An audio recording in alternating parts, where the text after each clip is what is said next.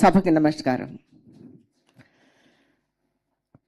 ఇక్కడ ఉన్నటువంటి పెద్దలు, అలాగే వరప్రసాద్ రెడ్డి గారికి, శ్రీనివాస్ గారికి, మా అక్క సుశీల గారికి, మా తమ్ముడు శ్రీరామ్, ఇక్కడ ఉన్నటువంటి పెద్దలు, డిప్యూటీ స్పీకర్, ఆనరబుల్ స్పీకర్, మా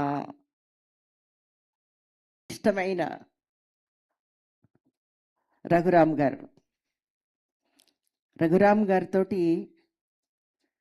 చాలా సంవత్సరాలుగా తెలిసిన,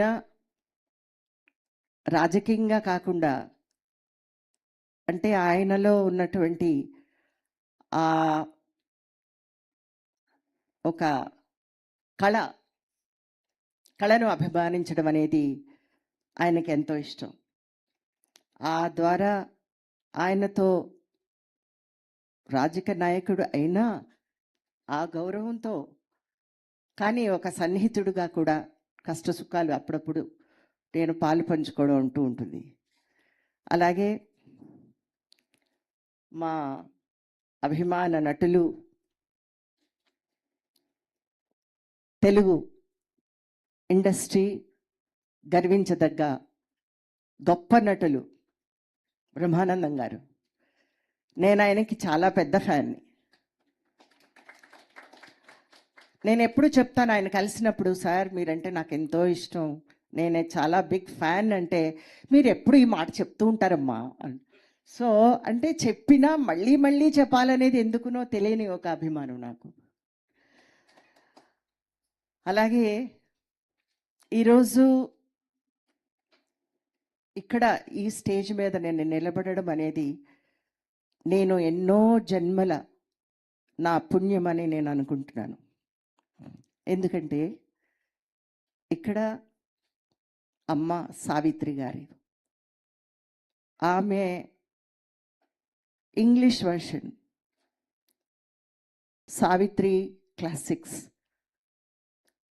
ఈ యొక్క పుస్తక ఆవిష్కరణకు నన్ను కూడా నా చేతుల మీదుగా ఈ బుక్ రిలీజ్ చేయించడం అనేది ఇది ఎన్ని జన్మల పుణ్యమో అని నేను అనుకుంటున్నాను. ఎవరికి దక్కుతుంది ఈ అదృష్టం అని అనుకుంటున్నాను నేను.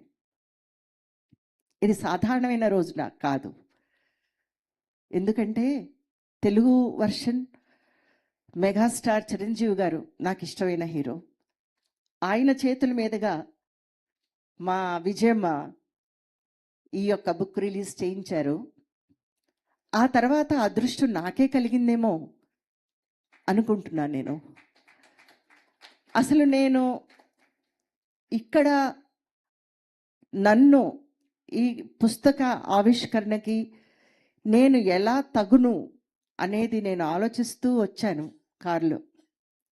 నన్ను అడిగినప్పుడు ఇంటికి వచ్చారు అమ్మ, నా అక్క, నాకు చెల్లెలు అవుతుంది విజయ.